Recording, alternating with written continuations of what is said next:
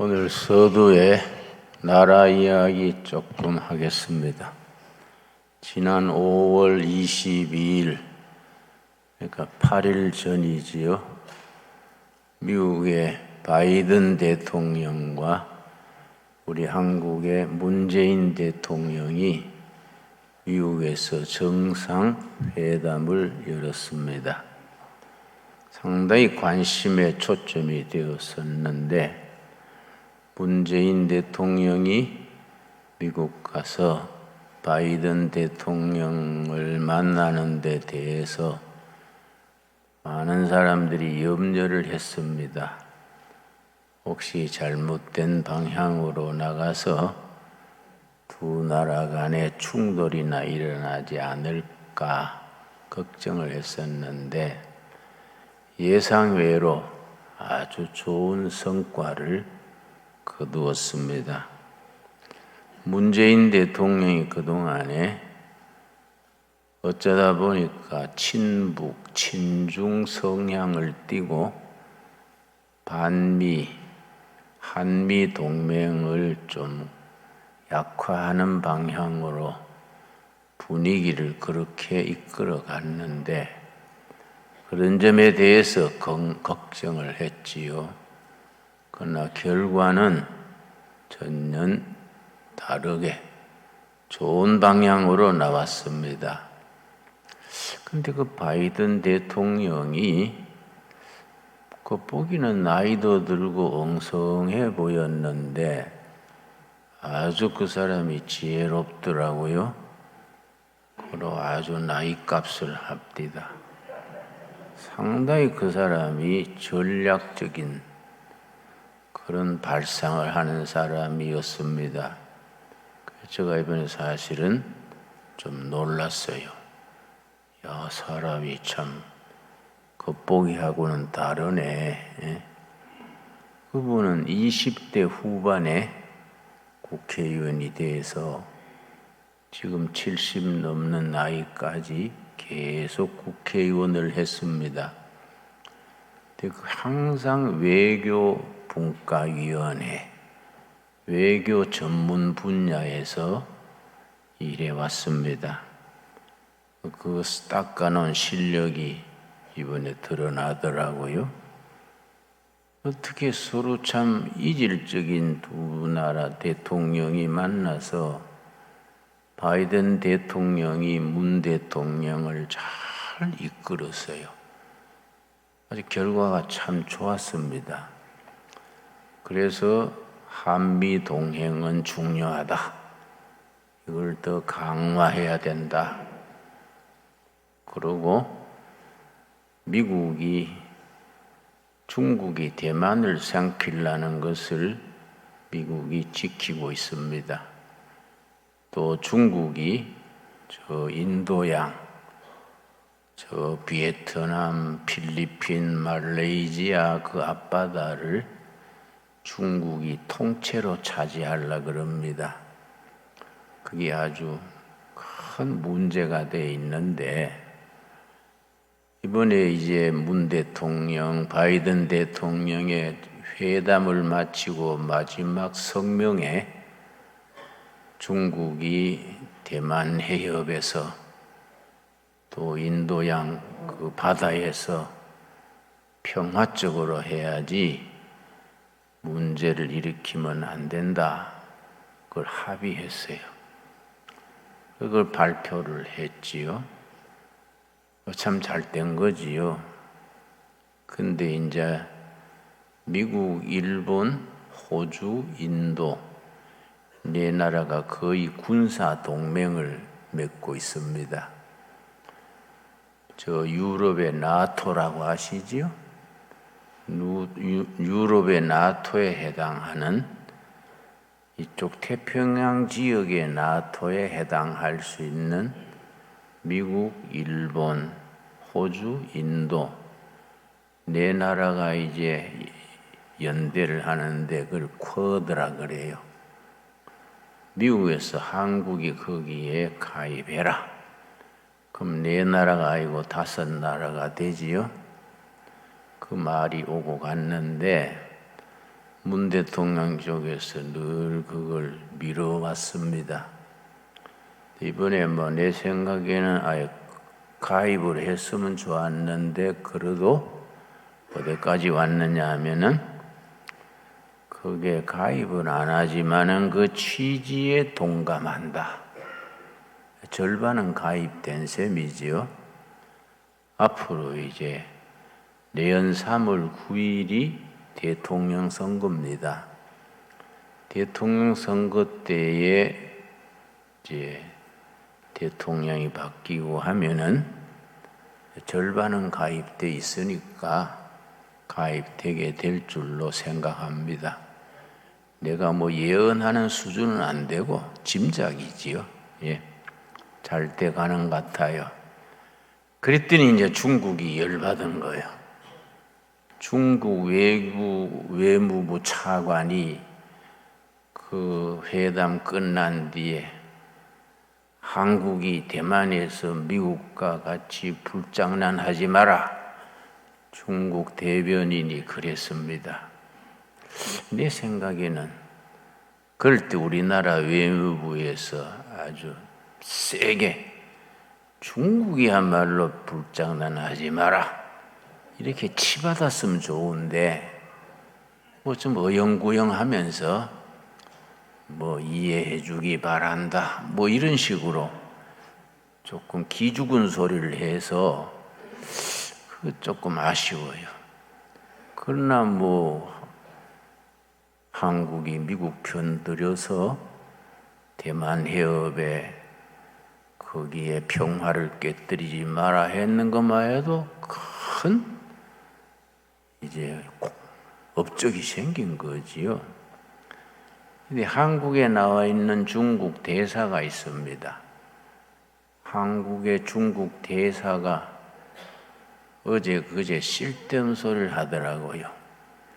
한국이 미국 편에서 그렇게 하면은 우리가 가만 안 있겠다. 그래서 내가 지가 가만 안 있으면 어쩌려 하는데 안 그렇습니까? 건방진 녀석이야. 응? 내가 옆에 있으면 한마디 할 끼인데 멀어서 못 하겠어요. 응? 한국에 있는 중국 대사가 그런 소리 할 필요가 없는 겁니다. 그러니까 이제 미국에서 회의를 마치고 비행기로 한국에 돌아오는데 문재인 대통령의 여러 비서가 있잖아요. 정책 담당 비서 중에 한 사람을 중국 보내가지고 중국한테 사정을 설명하는 게 안 좋겠습니까? 그랬단 말이에요. 그게 알려지자 국민들이 댓글이 수만 명. 왜 그런 짓 하냐?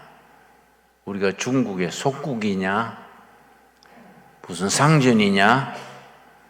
우리는 자주 국가인데 우리가 알아서 하는 거이지 중국한테 그런 설명할 필요가 뭐 있냐?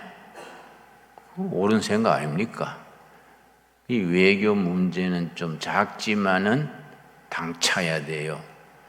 국가 주권을 가지고 세게 나가야지 미국 가서는 미국 눈치 보고 중국 가서는 중국 눈치 보고 이러면 양쪽 다 신용을 못 얻는 거지요.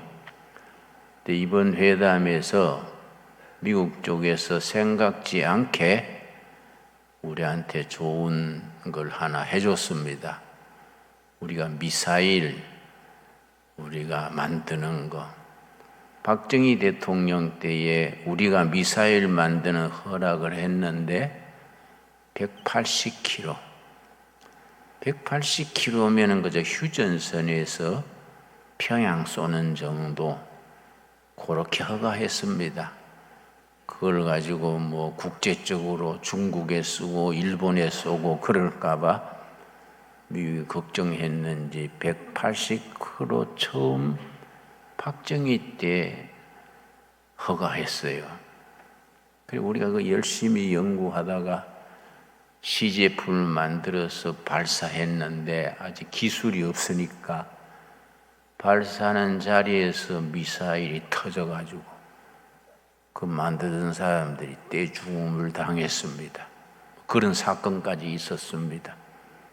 그 뒤에 세 차례 500km, 800km 이래가지고 지금은 800km 미사일을 우리가 만들 수 있었는데 아주 기술이 좋아요. 우리나라 삼성전자, LG전자 기술이 세계적이잖아요. 그러니까 북한 만든 것보다가 굉장히 정확하고 기술 축적이 많이 됐습니다. 근데 이번에 바이든 문재인 회담에서 미국에서 생각지 않게 800km든 8,000km든 마음대로 만들어라. 전부 해제한 겁니다. 모두 놀란 거예요.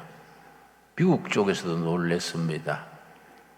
제일 당황한 것은 김정은과 중국이죠, 중국. 우리 한국에서 미사일 만들어가지고 북경까지, 저 상해까지 쏠 수 있는 거예요. 거리 제한이 없어지니까. 그런데 우리가 작년에 현무라는 미사일을 만들었는데 얼마나 위력이 좋으냐 하면은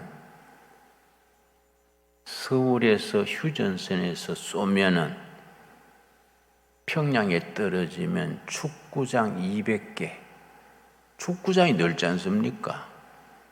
축구장 200개가 한꺼번에 불바다가 되는 거예요. 우리 기술이 그렇게 좋아졌습니다. 그걸 현무 미사일을 그러는데 그런 걸 만들고 이번에 거리 제한이 없으니까 중국 북경에다가 탁 쏘면은 북경의 축구장 200개가 한꺼번에 날아가 버리는 거예요. 그러니까 좋은 일이지요. 우리도 그만큼 국력을 과시할 수 있게 됐습니다. 우리나라 이 방위산업이 박정희 때부터 이걸 발전시켰는데 우리나라 자주포가 있습니다. 인도하고 중국하고 전쟁을 했는데 중국은 중국제 포가 있고 인도는 한국제를 사다가 한국산 자주포를 가지고 붙었는데 우리 자주포 8대가 중국포 40대를 그냥 망가뜨렸어요. 그 세계가 놀랬어. 이야, 한국의 그 실력이 그렇게 좋냐? 그러니까 필리핀, 인도네시아 다 한국 자주포를 수입해 가고 있습니다. 물론 그런 거이 다 전쟁하는 데 쓰는 게 아니라 세계 평화를 기여하는 데에 사용해야지요. 우리는 우리나라 장래에 대해서 자신감을 가져야 돼요. 특별히 청년들은 우리나라 장래에 대해서 자신감이 없어. 얘들이 우리나라가 얼마나 그동안에 우리 선배들이 굶으면서 보릿고개 넘기면서 악착같이 살아서 지금 세계 10대 강국이 됐는데 이런 거에 대한 긍지를 가져야 되는데 청년들이 민족에 대한 자신감이 없습니다. 특별히 북한에 대해서 괜히 기주고 있어요. 나는 북한을 일부러 여러 번 다녀왔습니다마는 우리나라 사람들이 북한을 가봐야 돼요. 가보면 압니다. 가보면. 그건 나라도 아니에요. 나라도. 백성들이 너무너무 불쌍합니다. 세상에 이 동네에서 저 동네 가는데 도장 받아가야 되니 그게 무슨 짓입니까? 심지어 목사 중에도 북한을 좋게 말하는 사람이 있더라고요. 영락교회 전에 홍동근 목사라고 있었습니다. 아주 젊은 목사가 설교도 잘하고 똑똑했어요. 근데 이분이 이제 LA로 가서 목회를 했는데 내가 로스앤젤레스 LA에 갔더니 홍동군 목사한테서 나한테 전화가 왔어요. 만나서 식사 한번 하자고. 그러니까 만났더니 잔뜩 서류를 가져와가지고 북한 자랑을 계속하는 거예요. 북한은 의료보험도 무료고 교육비도 없고 이상사회다 이거야.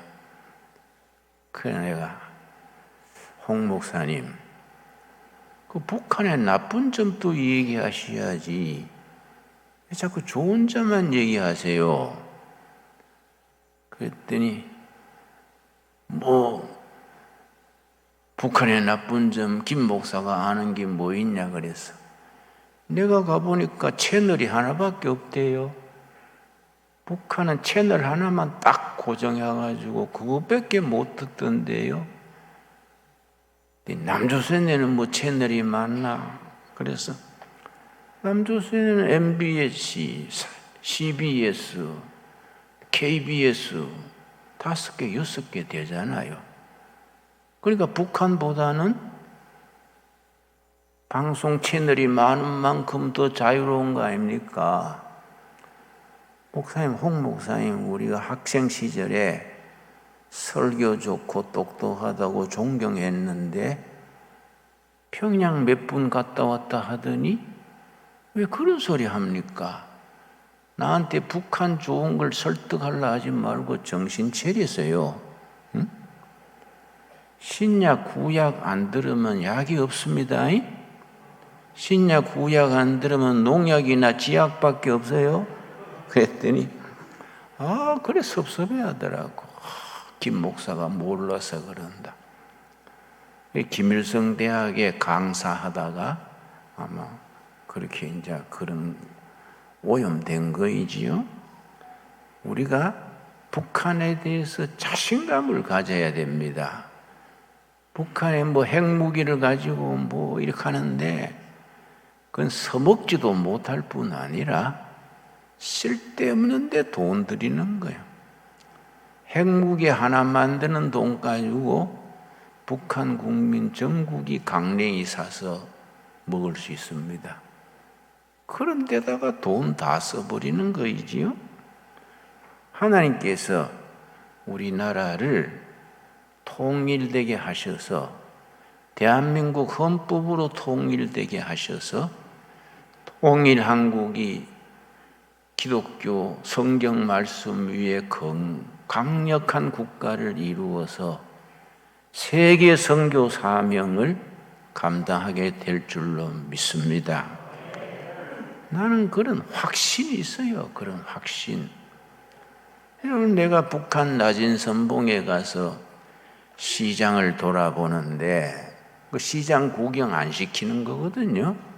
내가 저거 졸랐더니 내 담당 정치보위부, 그러니까 우리나라 국정원 직원이지요. 내가 그러면 호의하겠습니다. 옆에 따라오는 거예요. 내가 팔짱을 끼고 한바구 이 축구 이런 장소 이거 한 2배쯤 되는 데가 시장이요. 어떤 할머니는 팥죽 써와서 팔고 어떤 아저씨는 강아지 2마리 들고 팔아요. 또 어떤 아줌마는 입던 옷을 빨아가지고 그걸 팔아요. 시장. 6.25 직후에 우리 동대문 시장 같아. 그네 한바퀴 끼우끼우 보는데 한참 돌다가 좀 이상한 겁니다. 한 40대, 30, 40대 돼 보이는 아줌마가 자꾸 나를 따라오는 거예요. 내가 서면 자기도 서고 내가 빨리 가면 자기도 빨리 오고. 내가 가만히 보니까 내 눈치를 보는 게 아니고 내 경호원, 정치보위부 담당 경호원 눈치를 보는 것 같아요. 그래서 내가 직감이 오기를 나한테 뭔 할 말이 있어서 오는 건 괴로구나. 그 내가 이제 경호원에서 떨어진 거지. 내가 싹 군중 속으로 들어가서 경호원한테서 멀어지니까 경호원이 발돋움해서 날 찾는 거예요. 근데 그때 그 아줌마가 내 옆에 싹 지나가면서 얼굴도 안 보이고 내 귀에 대고 딱 한마디 했어요. 할렐루야! 고라고 갔어요. 할렐루야! 요 말하고 싹 가버렸어. 난 얼도 못 본 거지.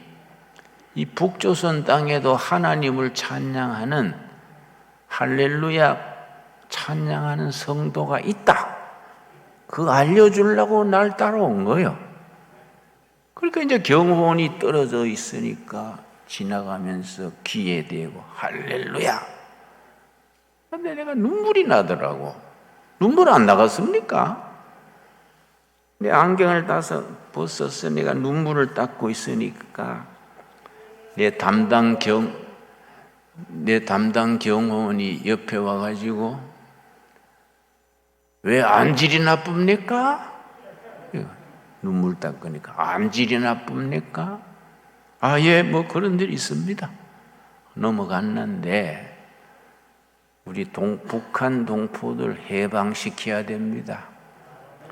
예수 믿는다는 것 때문에 10만 명 이상이 강제 노동 수용소에 그렇게 수용되어 있습니다. 북한의 수용소가 18군데 있어요.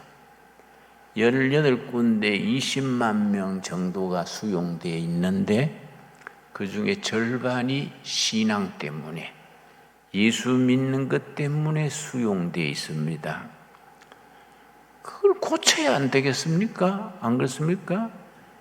하나님께서 우리 한국 교회를 축복하시고 우리 대한민국을 축복하셔서 우리 자유민주주의 헌법 정신으로 북한 통일하고 신앙생활을 자유롭게 하고 나라를 발전시켜서 온 세계에 복음 전하는 나라로 사용하실 줄 믿습니다. 내가 괜히 그러는 게 아닙니다. 미국에 조지 프리드만이라는 유명한 미래학자가 있습니다. 조지 프리드만. 아주 유명합니다. 학문적으로 우리나라 IMF도 예언했고 소련이 망할 것도 예언했고 중국이 앞으로 어떻게 된다. 이 미래학자니까요. 전 세계 대통령급, 전 세계 지도자들 5천 명이 그 사람이 매일 발간하는 뉴스레터 그걸 구독하고 있습니다. 대단한 사람이지요. 그 사람이 중국, 일본, 한국에 대해서 예측해서 쓴 글이 있습니다. 중국, 일본, 한국이 앞으로 몇십 년 안에 어떻게 변하느냐. 그 사람은 학문적으로 예측하는데 80%가 맞는 거예요. 그러니까 아주 권위가 대단하지요. 중국에 대해서 뭐라고 예언했느냐 하면은 중국은 미래가 몹시 어둡다 해요. 중국은 생각보다는 지금은 경제가 성장하지만은 이 한계가 돼서 정체되기 시작하면은 심각해진다. 중국이 굉장히 약해진다. 중국이 약해져가지고 북한을 도울 수 있는 힘이 없어진다. 그때 한국이 통일할 수 있는 기회다. 그렇게 썼어요.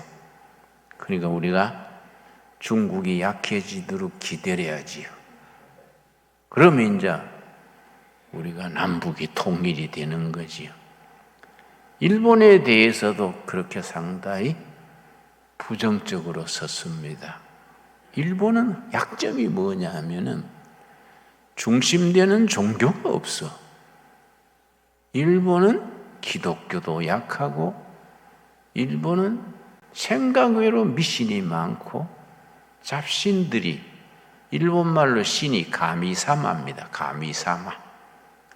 가미사마가 많아가지고 그 일본 동네 가면요, 골목에 가면은 그 집 앞에 음식 차려놓고 절하는 거, 그 골목마다 있습니다. 그런데 음식을 잘 차려가지고 그 다 음식 차려놓고 촛불 써놓고 빌어요. 나는 일본 가서 시장 하면 돌면서 주워 먹어요. 응? 맛있어요. 응? 잡신이 뭐 예수님 밑에 저 밑에 구름 아래지 뭐 신경 쓸 거 있습니까? 그래서 일본 사람들이 김센세 야부나이 됐어요. 응? 아주 더럽고 위험하다야. 무슨 소리? 다 먹는 음식인데 그 뭐 잡신한테 바쳤는 거 내가 뭐 하나님의 자녀가 먹으면 몸에 좋지 뭘 그래요? 응? 근데 일본은 생각보다는 미래가 불투명해. 근데 한국에 대해서 조지 프리드만이 뭐라고 말했냐면은 한국은 지정학적으로는 대단히 위험한 나라다. 러시아, 중국, 일본 사이에서 위험한 나라인데 통일을 이룬 뒤에 언제 통일이 되느냐? 중국이 약해지면서 북한에 간섭할 수 없을 때 통일이 된다. 통일된 뒤에 미국과 파트너가 돼서 아시아의 강국이 된다. 그래서 일본과 중국을 견제하는 지렛대로 미국과 한국이 힘을 합쳐서 아시아 평화에 기여하고 세계 5대 경제권으로 진입하게 된다. 아주 밝게 썼어요. 그래서 조지 소로스 그런 말 들었습니까? 세계적인 투자가입니다. 소로스가 우리 한국에 대해서 뭐라고 썼느냐 하면은 나는 전 세계 200여 나라 중에 한국에 가장 관심이 많다. 나는 지금 다른 나라에 투자했는 거 몰빵 다 털어버리고 코리아에 투자하고 싶다. 소로스의 얘기입니다. 그 이번에 문재인 대통령이 미국 가가지고 바이든하고 협상하면서 우리나라 기업, 삼성, LG, 현대 이런 기업이 미국에 하겠다고 약속한 게 440억 달러입니다. 그게 전자공장 세우고 또 자동차 배터리 공장 세우고 이 투자금이 440억 달러예요. 내가 신문이나 방송을 보니까 그 귀한 돈을 미국 가서 몽땅 투자하고 우리가 얻은 건 없다. 뭐 그런 식으로 말하는데 나는 그렇게 생각 안 해요. 미국에 투자 많이 해가지고 미국과 한국이 21세기 세계를 이끌어갈 수 있는 선두 국가로 나가야 되지 않습니까? 한미 동맹이 군사 동맹을 시하면 안 됩니다. 군사 동맹의 핵심이지만은 가치관의 동맹이에요. 가치, 자유민주주의 가치, 열린 사회, 인권, 법치주의, 가치관의 동맹의 기초 위에 군사 동맹이 있는 거인데 지금은 우리 시대가 조금 하루로 말하면 밤이요, 밤. 이제 곧 새벽이 오는 겁니다. 밤에는 좋지 않는 세력이 뭐 사회주의, 공산주의, 주사파 이런 사람들이 날뛰지요. 나는 걔들 보면 옛날 지역도 같이 살고 운동권 같이 살았으니까 알지요. 나 앞에 와서 뭐 큰 소리 하면 김 목사님도 생각 잘해가지고 전향을 다시 하세요. 그럼 내가 웃으면서 그래요. 야, 정신 차려. 메뚜기 5, 6월 한철이요? 메뚜기 5월, 6월에 팔딱거리다가 가을바람 불면 흔적도 없어. 너희들 메뚜기 5, 6월 한철이니까 나중에 두레마을에 와서 살게 해달라고 사정하지 말어. 근데 그래요. 우리나라는 하나님이 보호하사 희망 있는 국가입니다. 아멘 하세요? 여러분, 오늘 본문 말씀 사도행전 16장 5절부터 10절까지인데 서론 얘기하다가 시간이 다 가버렸네요. 예, 그래도 들을만 하지요? 우리 교인들이 시국을 알고 기도 제목을 알고 한국 교회와 우리 민족, 남한 백성들과 북한의 그 불쌍한 백성들에 대해서 가슴을 열고 그들에게 희망을 심어주고 꿈을 깨우쳐주고 우리 청소년들에게 민족적인 자부심을 길러줘야 됩니다. 자, 16장 5절. 이에 여러 교회가 믿음이 더 굳건해지고 수가 날마다 늘어가니라. 바울은 이방인 선교사고 베드로는 유대인 선교사입니다. 베드로는 예루살렘에서 유대인들 전문으로 전도하고 바울은 해외에 나가서 이방인 선교 전문으로 했는데 소아시아 지방에 가는 곳마다 교회 세워가지고 그 교회들이 뿌리 내리고 교인이 많아지고 성령의 열매를 맺었습니다. 그런데 7절, 자 6절이 중요합니다. 6절. 성령이 아시아에서 말씀을 전하지 못하게 하시거늘 그들이 부르기아와 갈라디아 땅으로 다녀가 무시아 앞에 이르러 비두니아로 가고자 애쓰되 그 다음 뭐라 그랬습니까? 예수의 영이 허락하지 아니하시는지라. 참 이상하지요? 바울이 3번 전도 여행을 했는데 바울이 전도의 코스를 잡은 건 아시아예요. 저 소아시아, 터키 이런 데서부터 인도로 넘어가서 인도에서 중국으로 아시아로 복음 전하려고 길을 잡았는데 성령이 막은 거예요. 아니다. 아시아 쪽이 아니다. 유럽 쪽이다. 유럽. 성령님이 막으신 겁니다. 그래서 어떻게 됐느냐? 9절이죠. 9절. 밤에 환상이 바울에게 보이니 마게도냐 사람 하나가 서서 그에게 청하여 이르되 마게도냐로 건너와서 우리를 도우라 하거늘. 마케도니아 알지요? 알렉산더 대왕이 낳은 마케도니아, 유럽의 첫 입구입니다. 터키는 아시아의 끝이고 마케도니아는 유럽의 시작입니다. 그런데 바울이 아시아에서 열심히 선교하는데 환상, 꿈이 아니고 환상. 확실히 영화 필름처럼 눈에 보이는 겁니다. 이 환상이요. 환상이 나타나가지고 마케도니아 사람, 유럽 사람이 우리에게 복음을 전해주시오. 이게 거듭 나타난 거지요.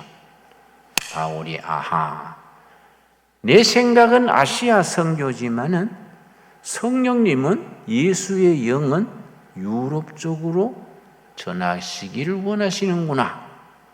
그러니까 선교 방향을 돌린 겁니다. 유럽으로. 그래서 사도행전 16장을 역사를 변화시킨 장. 왜냐? 복음이 아시아로 사도 바울 말대로 왔으면 아시아가 기독교화되고 유럽은 나중에 됐겠지요. 성령님이 선교의 계획이 있어. 하나님이 세계 선교를 어떻게 하겠다는 하나님의 계획이 있는 겁니다. 그게 바울의 생각하고 다른 거예요. 그래서 아시아에서 선교하고 있는 바울을 발걸음을 돌려서 마케도니아, 유럽으로 돌리게 한 겁니다. 그래서 작심하고 터키에서 마케도니아 가는 사이에 조그마한 바다가 있습니다. 우리 한국과 일본 사이에 현해 탄 바다가 있듯이 그 바다를 건너가가지고 첫 항구에 내려가지고 그게 빌립보예요. 빌립보. 내려가지고 여인 짐을 풀어놓고 어디 전도할 데 없나 하고 나가봤더니 빨래터에 아줌마들이 빨래하고 있어. 거기 가서 바울이 복음을 전한깁니다. 예수님이 생명이다. 하나님의 나라가 가까이 왔습니다. 예수님 부활하셨습니다. 바울이 전도했더니 빨래하는 여자들 중에 옷감 장사하는, 자주 장사하는 여자가 마음이 열려서, 그 이름이 누군지 아십니까? 루디아예요. 루디아. 루디아가 유럽의 첫 교인이 됐어. 은혜를 받으니까 여인이 옷감 장사하니까 집안이 좀 넓었던가 봐요. 선생님, 괜찮으시면 우리 집에 머무시면서 전도하시지요. 그래서 바울이 루디아 집에 머물면서 거기에 교회를 세웠습니다. 그게 무슨 교회라고요? 빌립보 교회. 근데 그때는 땅 사고 건물 짓고 할 시간 있습니까? 누구 집에 있는 교회라. 사도행전에 편지할 때 누구 집에 있는 교회에 문안하노라, 그런 말씀 기억나지요? 땅 사고 집 짓고 할 여가 없지요. 누구 집에 모여가지고 예배 드리고 성찬식하고 그랬거지. 누구 집에 있는 교회. 루디아 집에 있는 교회가 빌립보 교회지요. 거기서 이제 그 반도를 그 마케도니아 밑에 스파르타, 아데네, 고린도 쭉 있습니다. 그 펠로폰네소스 반도라 그래요. 그 전도하다가 펠로폰네소스 반도에서 바다 건너면 로마예요. 로마. 그 바울은 로마에 가고 싶은 겁니다.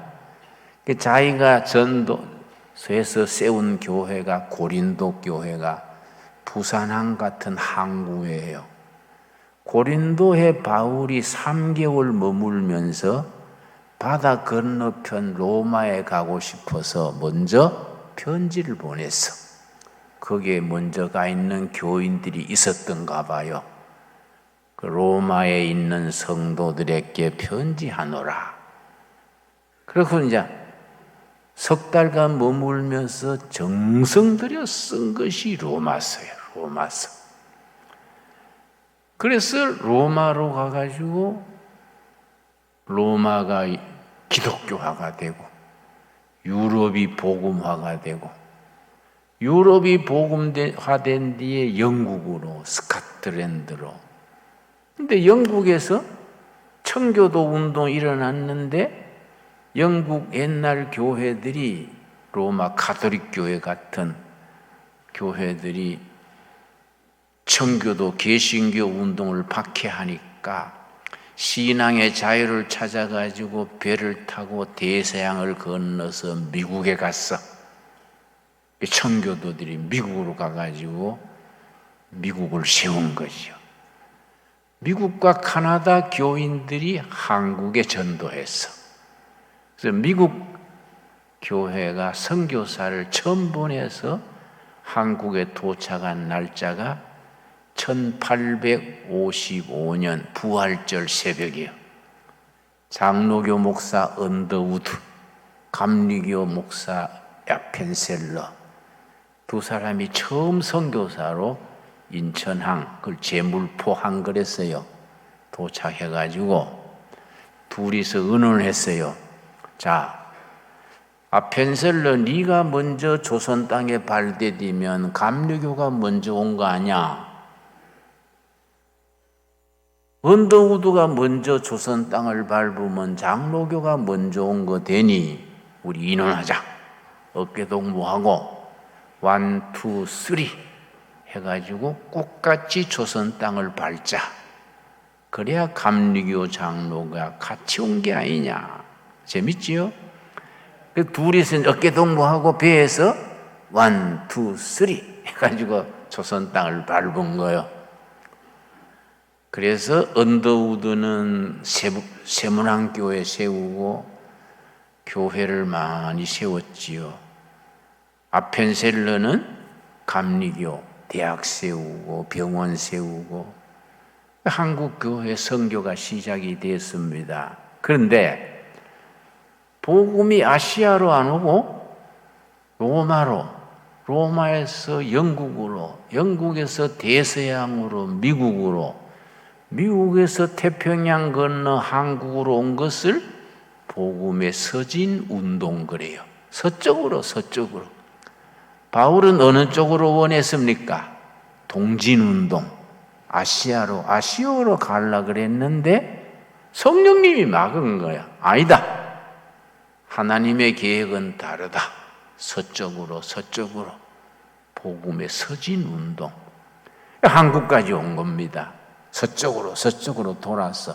근데 한국교회는 아시아에서 처음 성공한 교회지요. 굉장히 중요합니다. 요새 한국교회에서 조금 잠자지요? 아니요, 이건 잠시요. 다시 일어나야지요. 그렇게 될 줄로 믿습니다. 그래가지고 한국이 세계 선교로 나가려면 여기서 중국 선교해야 돼. 중국에서 중국 교인과 한국 교인이 인도로 나가야 돼. 인도에서 그 다음에 인도와 예루살렘 사이에 이슬람 지역이에요. 이란, 이락, 사우디, 이락, 이슬람 선교를 거쳐서 그 옆에 예루살렘이 있어요. 그래서 예루살렘에서 출발한 복음이 서쪽으로 서진 운동으로 돌아가지고 한국을 거쳐서 중국, 인도, 이슬람 다시 예루살렘으로 가는 것을 뭐라 그러냐? 백투 예루살렘 무브먼트. 예루살렘으로 돌아가는 운동. 백투 예루살렘 운동. 우리가 선교 목표를 세워야 돼요. 그 중간에 한국교회가 있는 겁니다. 그래서 한국교회가 굉장히 중요해요. 우리가 다 사명자들이 돼야 돼요. 다 선교사 갈 수는 없지 않습니까? 열심히 사업해가지고 돈 벌어가 선교비 되고 자식들을 길러서 우리나라의 일꾼 되게 해가지고 선교 뒷받침하게 하고 이런 일에 우리가 하려면 먼저 통일이 돼야 돼. 통일이 돼가지고 남북이 하나 돼가지고 남북이 합치면은요 인구가 거의 8,000명 돼요. 7,700명, 8,000명. 8,000명이 말씀 위에서 강력한 나라를 세워가지고 미국과 동맹이 강해져가지고 일본과 중국을 견제하는 그런 힘있는 나라가 돼가지고 그 복음의 기초 위에 나라가 선진국이 돼가지고 백투 예루살렘 세계 복음 운동에 앞장서는 나라가 될 수 있을 줄로 믿습니다. 그래 됩니다.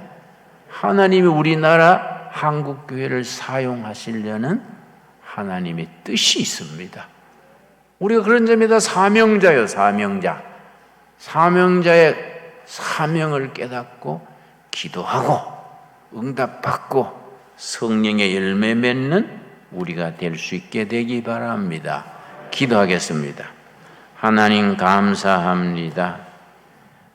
사도 바울이 아시아에서 전도할 때에 예수의 영이 마케도니아로 유럽으로 빌립보로 가라고 하셨습니다.